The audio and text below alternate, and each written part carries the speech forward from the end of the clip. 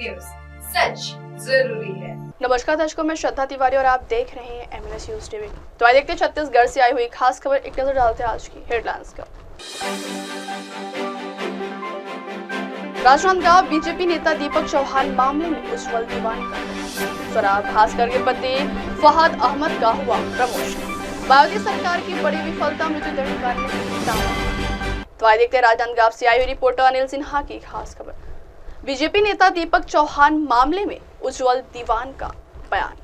राजनीतिक रसूख का धौस दिखाकर पुलिस आरक्षक को गाली गलौज कर शासकीय कार्य में बाधा डालने वाले के विरुद्ध पुलिस चौकी सुकुल देहान की कार्यवाही। आरोपी दीपक चौहान के विरुद्ध धारा 221 से 296 बीएनएस के तहत अपराध कायम कर विवेचना में लिया गया।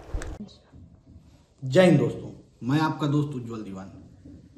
आज से कुछ दिन पहले राजनांदगांव जिले के सुकुल दहियान पुलिस चौकी के पास एक ऐसी घटना घटित हुई जो कि भारतीय जनता पार्टी की राजनीति को दिखाती है। भारतीय जनता पार्टी के एक पूर्व पार्षद दीपक चौहान नाम बताया जा रहा है उनका, उन्होंने जो पुलिस कर्मचारी ईमानदारी से अपनी ड्यूटी कर रहे थे, जिन्होंने अवैध रूप से शराब जो ले जाई जा रही थी उसे पकड़ा और कार्रवाई करने की तैयारी में थे, उसी समय दीपक चौहान आते हैं और अपने पावर का दुरुपयोग करते हुए वहां से शराब को छुड़वा कर ले जाते हैं और पुलिस कर्मचारियों को अश्लील गालियां देते हैं, अभद्र तरीके से उनके साथ बात करते हैं।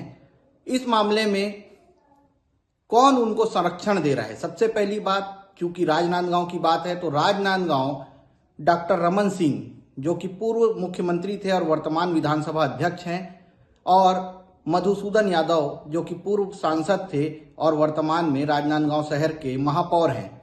ये दोनों सरल और सौम्य छवि के माने जाते हैं, मिलनसार हैं। उसके बाद अगर उनके क्षेत्र में उनकी पार्टी का कोई नेता इस प्रकार से व्यवहार करता है और इस प्रकार की तरीके अपनाता है तो उसके लिए कौन जिम्मेदार है? क्या डॉक्टर रमन सिंह के संरक्षण में ये दीपक चौहान इतना उड़ रहा है या मधुसूदन यादव के संरक्षण में दीपक चौहान इतना उड़ रहा है? ये तो सोचने की बात है। लेकिन दीपक चौहान अपने पद और पावर का दुरुपयोग करते हुए, अपने पार्टी संगठन की ताकत को दिखाते हुए, उसने जो पुलिस कर्मचारी ड्यूटी पर तैनात थे जिन्होंने अवैध शराब को पकड़ी थी, उनको लाइन अटैच करवा दिया। पहले तो आप ये वीडियो देखिए, उसके बाद हम आगे चर्चा करेंगे। आ जाओ, आप भी आ जाओ, नीचे उतरो। आ जाओ, खोलो।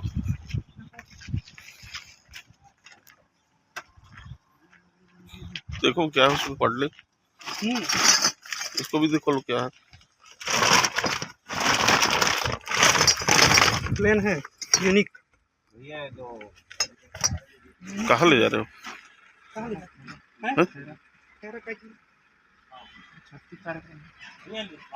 नहीं कोई बात नहीं। चलो ले जाओ।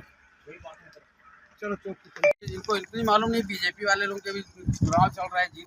जैसा कि आपने वीडियो में देखा कि दीपक चौहान अपने पद का दुरुपयोग करते हुए किसी अधिकारी से बात किया, उसके बाद उसने पुलिस वालों को गाली गलौज भी किया और उसके बाद जो घटना घटित हुई ये निंदनीय है।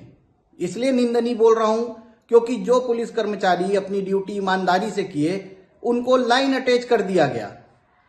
बाद में दीपक चौहान के ऊपर भी एफआईआर दर्ज की गई है, लेकिन ठीक है, वो उसको एफआईआर किया गया है तो वो तो एक प्रक्रिया का भाग हो जाएगा।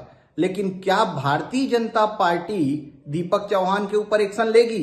क्या भारतीय जनता पार्टी दीपक चौहान को अपनी पार्टी से निष्कासित करेगी? क्योंकि दीपक चौहान उस वीडियो में बोलते हुए नजर आ रहे हैं कि भारतीय जनता पार्टी के कार्यकर्ताओं का सामान है, आपने क्यों पकड़ा? मतलब सीधी सी बात है कि अवैध कार्य करवाया जा रहा है। क्या भारतीय जनता पार्टी अवैध कार्य का संरक्षण प्रदान करती है? क्या भारतीय जनता पार्टी अवैध काम करने वालों को आगे बढ़ाने का प्रयास कर रही है, या भारतीय जनता पार्टी कार्रवाई करेगी दीपक चौहान के ऊपर और उसे पार्टी से निष्कासित करेगी? और क्या पुलिस, क्योंकि अवैध तरीके का शराब था जिसे पकड़ा गया था, तो पुलिस ने तो शासकीय कार्य में बाधा और गाली गलौज का जो एफआईआर दर्ज किया है तो क्या अब उस वाहन जो गाड़ी दिख रही है आर्टिगा टाइप की गाड़ी है, मारुति की आर्टिगा गाड़ी, उसकी जब्ती बनाएगी? क्या जो शराब छुड़वा कर ले गई थी दीपक चौहान से, उसकी जब्ती बनाई जाएगी? ये सब सोचने वाली बात है और विचारने वाली बात है, क्योंकि पुलिस कर्मचारियों के ऊपर तो तुरंत एक्शन ले लिया जाता है, लेकिन ये राजनेता हमेशा बच के निकल जाते हैं। इस तरीके की हरकत करने वाले नेता अगर समाज में रहेंगे तो ये समाज को दूषित करेंगे, क्योंकि जनता हर बार आती है, चिल्लाती है कि अवैध शराब बेची जा रही है, अवैध तरीके की कार्रवाई की जा रही है। तो इसी प्रकार के नेता हैं जो ऐसे लोगों को संरक्षण देते हैं, अवैध कार्य करने वालों को। तो अब ये मैं आप लोगों के ऊपर छोड़ता हूं कि क्या ऐसे नेता आपको चाहिए, और मैं ये भारतीय जनता पार्टी के ऊपर भी छोड़ता हूं कि क्या आप ऐसे नेताओं को अपनी पार्टी में जगह देंगे या उनका निष्कासन करेंगे।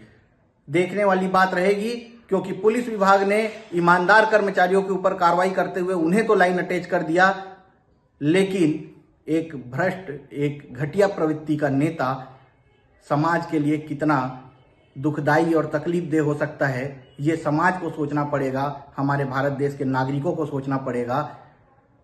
इस कड़ी में जो भी आगे अपडेट आएगा मैं आप लोगों को बहुत जल्दी दूंगा। तब तक के लिए जय भारत, जय छत्तीसगढ़, जय जवान, जय किसान।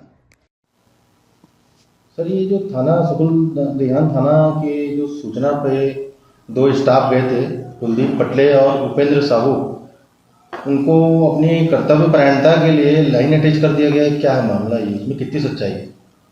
हाँ, उनको लाइन जो घटना दिनांक को कुलदीप पाटले और उपेंद्र साहू जो गए थे और वरिष्ठ अधिकारियों द्वारा उनको लाइन अटैच किया गया है, और वो मामला मुझे भी नहीं मालूम है उस संबंध में क्यों किया गया है।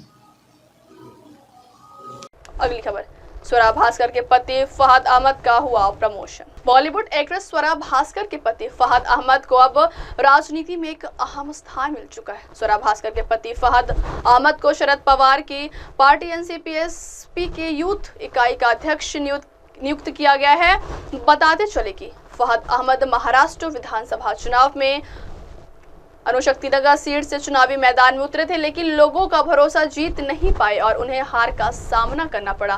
फहद अहमद का नियुक्ति का पत्र पार्टी महासचिव राजीव कुमार झा ने जारी किया है। इसमें लिखा था, विधायक जितेंद्र आव्हाड की अनुशंसा और NCP SP chief Sharad Pawar और कार्यकारी राष्ट्रीय अध्यक्ष सुप्रिया सुले की मंजूरी के बाद मुझे इस बात की खुशी हो रही है कि आप नेशनलिस्ट यूथ कांग्रेस के तत्काल प्रभाव से राष्ट्रीय अध्यक्ष नियुक्त किए जाते हैं। इसमें आगे लिखा गया है, हमें उम्मीद है कि आप पूरे उत्साह, समर्पण और ईमानदारी से राष्ट्रीय स्तर पर युवा समुदाय के कल्याण के लिए लड़ेंगे और साथ ही साथ पार्टी को मजबूती देंगे। आपको बहुत बहुत शुभकामनाएं। अगली खबर, मायावती सरकार की बड़ी विफलता, मृत्यु दंड का नहीं प्रावधान। महाराष्ट्र के पुणे जिले में स्वारगेट बस डिपो पर मंगलवार को घटित दुष्कर्म मामले का आरोपी शुक्रवार को पकड़ा गया। आरोपी दत्तात्रेय रामदास गाड़े का पता लगाने के लिए ड्रोन और खोजी कुत्तों का इस्तेमाल किया, जो अपने पैतृक शिरूर तहसील में धान के एक खेत में छिपा था। उसे आधी रात के आसपास पकड़ा गया। महाराष्ट्र के पूर्व गृह मंत्री एवं राकांपा नेता अनिल देशमुख ने पत्रकारों से कहा कि शक्ति विधेयक 4 साल पहले महाविकास आघाड़ी सरकार द्वारा पेश और पारित किया गया था और यह अभी भी केंद्र सरकार से मंजूरी के लिए लंबित है। उन्होंने कहा कि इसमें महिलाओं के खिलाफ अपराधों के लिए सख्त सजा का प्रावधान है। उन्होंने कहा, इस पर कोई अद्यतन जानकारी नहीं आई है। पुणे बस बलात्कार मामले ने एक बार फिर महिलाओं की सुरक्षा को लेकर चिंताएं बढ़ा दी है। महाराष्ट्र के मौजूदा कानूनों में ऐसे मामलों में मृत्यु दंड का कोई प्रावधान नहीं है। जब मैं गृह मंत्री था तो महिलाओं के खिलाफ अत्याचारों को रोकने के लिए कानून का अध्ययन करने में वरिष्ठ अधिकारियों के साथ आंध्र प्रदेश गया था। देशमुख ने दावा किया कि पिछले 2 वर्षों में राज्य में महिलाओं के खिलाफ अपराध के 1500 मामले सामने आए। उन्होंने कहा कि मुख्यमंत्री के पास कई विभाग है और वह गृह विभाग के साथ न्याय नहीं कर पा रहे और राज्य को एक स्वतंत्र गृह मंत्री की जरूरत है। अब वक्त हो चला दर्शकों ब्रेक का। ब्रेक से लौटने के बाद देखिएगा देश और दुनिया की तमाम बड़ी खबरें। बने रहिए MNS न्यूज टीवी पर। नमस्कार। आप देख